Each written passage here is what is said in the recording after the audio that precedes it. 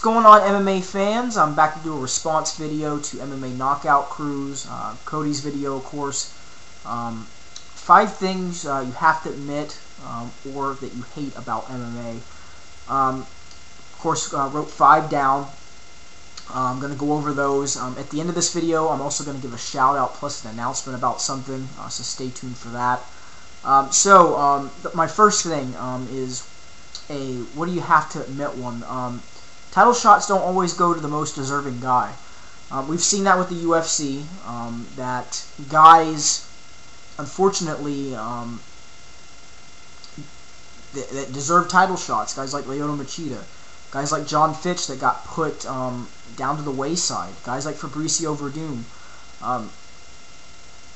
The guys that get title shots aren't always the guys that deserve them, and it's something that unfortunately you have to admit. The UFC's out to make money. And that's part of the business and something that you have to realize after a while. Something that I hate, there's not enough equal sanctioning. I've talked about this before. I've talked about the issues with reffing and judging in one of my videos that I've done in the past. It's not, I really don't like that you can watch one event, and I go back to this event several times, and you watch Dan Miragliotta on the CBS Elite XC fights, and you watch him in one of the UFC events, and he's a totally different ref. You got to be a consistent ref in whatever that you do, and there's got to be equal sanctioning and judging. You can't have an interpretation of the rule in Nevada one way and the interpretation of the rule in New Jersey another way. You got to have equal sanctioning all the way across the board. You got to have equal drug testing. You're seeing that now with the California State Athletic Commission, and why there's so many lawsuits, and why Armando Garcia stepped down. I've talked about him in the past before. There was a lot of issues with the California State Athletic Commission. A lot of appeals are going to start popping in because of that. One thing that you have to admit about MMA, the UFC is out to make money. That kind of ties into my first one. The UFC is a business. They're in it to make money. Many people have said this, and I will agree with that. Dana White and the Fertitta brothers, I'm sure that they love MMA and they love to watch MMA, but at the end of the day, they're in it to make money. They're in it as a business. They're in it to generate whatever is going to bring the biggest profit. So if BJ Penn GSP is going to turn money, they're going to put that fight on. That's what the UFC is all about. A thing that I hate, number 4, how the UFC portrays itself as it's the only MMA organization out there, and that Ultimate Fighting is MMA.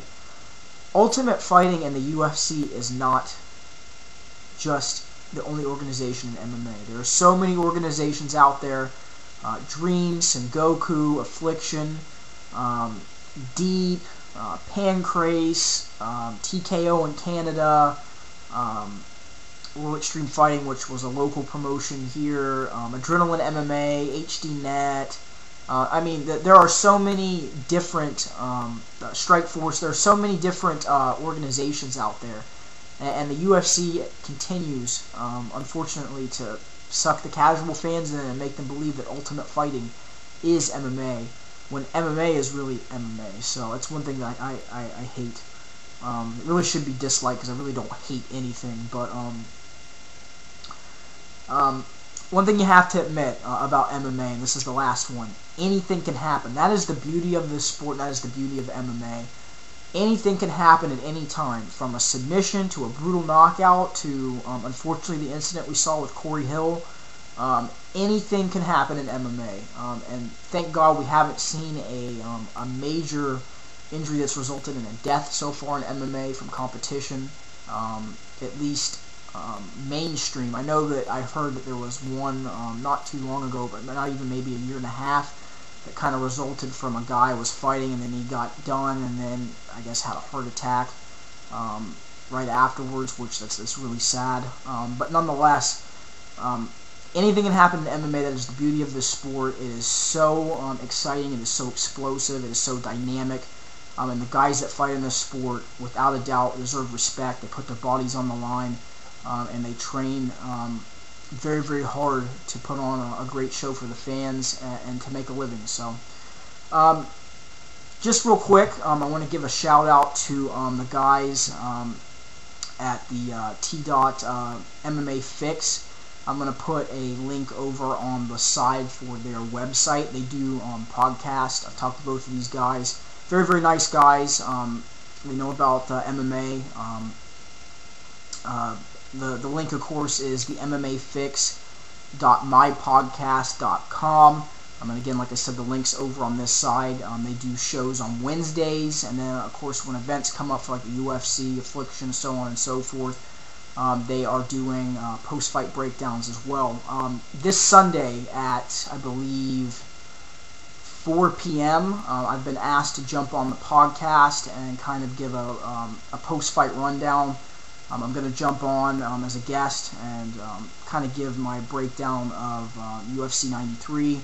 I've offered to, I've offered to come on from time to time with these guys and come on and talk about it.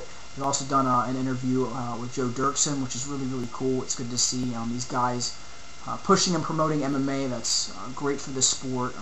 Just like the guys here on the MMA YouTube community that do videos. We're all in it for the same cause. We're all in it to promote MMA, and we do it for the love of the sport. So my hat's off to these guys. It's really good to see them putting their passion and persistence into this. And once again, like I said, I will be on Sunday at 4 p.m. till about probably 6 p.m.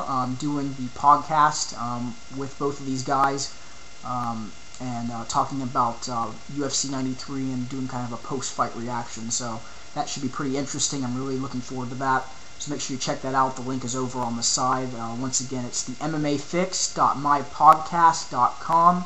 Make sure you check that out. And on that note, you guys, have a great day.